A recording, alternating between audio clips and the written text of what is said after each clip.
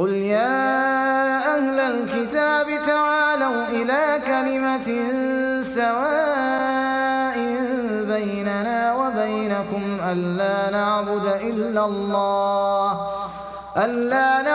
إلا الله ولا نشرك به شيئا ولا يتخذ بعضنا بعضا أربابا من دون الله فإن تولوا فقولوا اشهدوا بأننا مسلمون.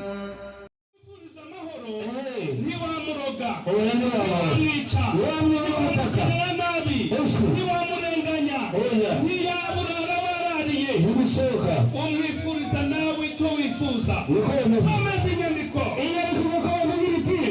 igakomeza igira iti uwo mwanditsi abwira Yesu ati ni koko mwigisha.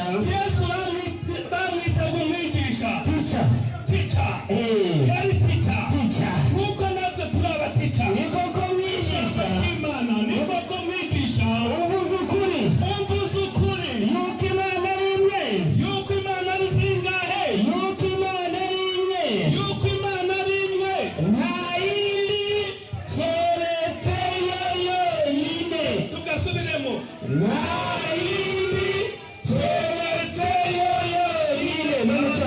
Abantu bari hano badufashije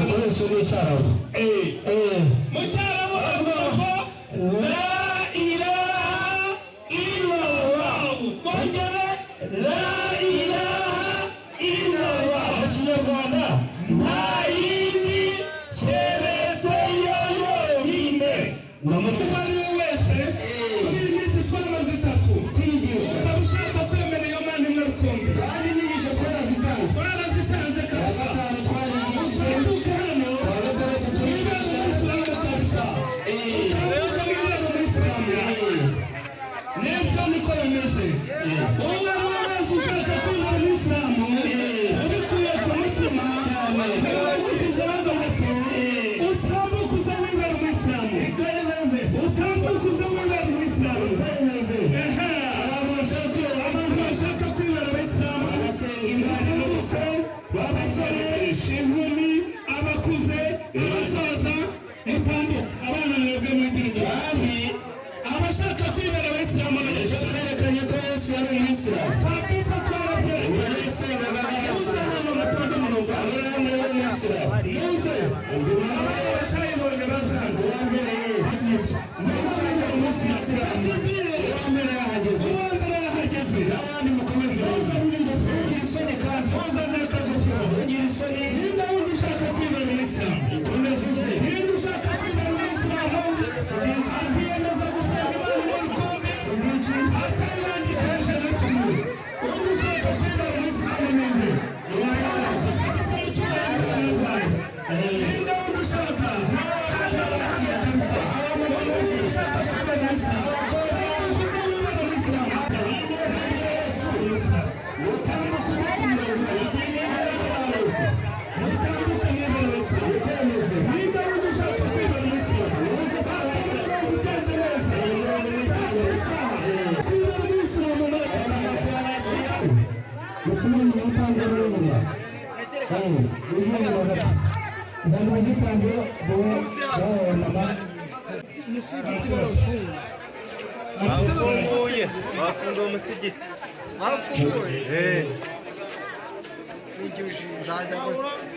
Nyamara rero so twari turi so twanariri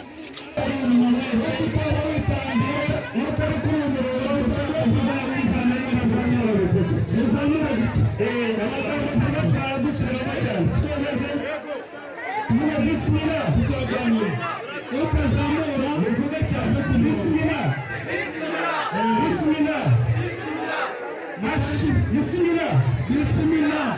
Ashhadu an la ilaha illallah wa ashhadu anna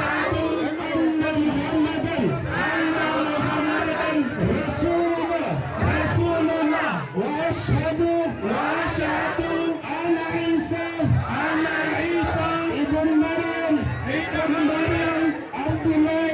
Abdullah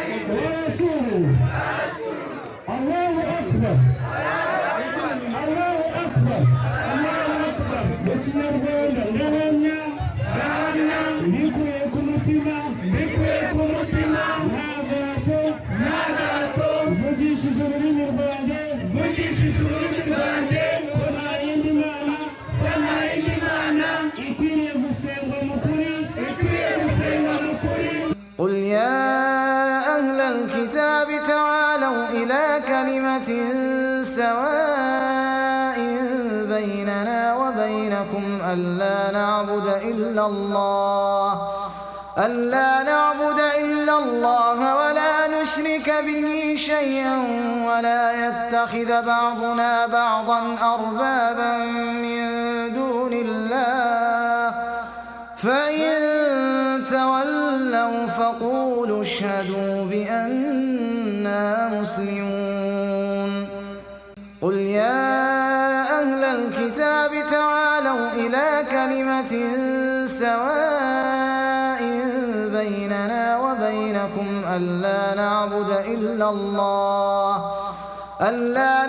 إلا الله ولا نشرك به شيئا ولا يتخذ بعضنا بعضا أربابا من دون الله فإن تولوا فقولوا اشهدوا بأننا مسلمون قل يا أهل الكتاب تعالوا إلى كلمة سواء بيننا وبينكم ألا نعبد